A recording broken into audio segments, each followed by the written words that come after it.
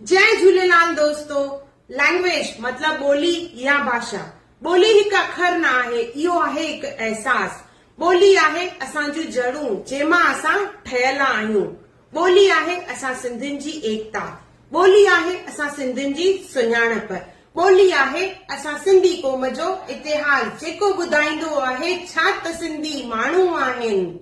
वरी वरी चवां थी, घड़ी घड़ी चवां थी, सिंधी आयो, सिंधीअ में ॻाल्हायो, सिंधियत खे बिल्कुलु न छॾियो। 10 अप्रैल असां सिंधी ॿोलीअ जो आहे तस्लीमी ॾींहुं। हिन ॾींहुं असांजी ॿोलीअ खे मान्यता मिली हुई। किथे? असांजी सिंधी ॿोलीअ खे भारत जे संविधान जे 8 शेड्यूल में शामिल कयो वियो हो 10 अप्रैल 1967 ते। असांजी सिंधी मिठड़ी ॿोली जंहिं ते असांखे फ़खुर आहे। 10 अप्रैल सिंधी लैंग्वेज डे जूं तव्हांखे लख लख करोड़ करोड़ वाधायूं। जय झूलेलाल।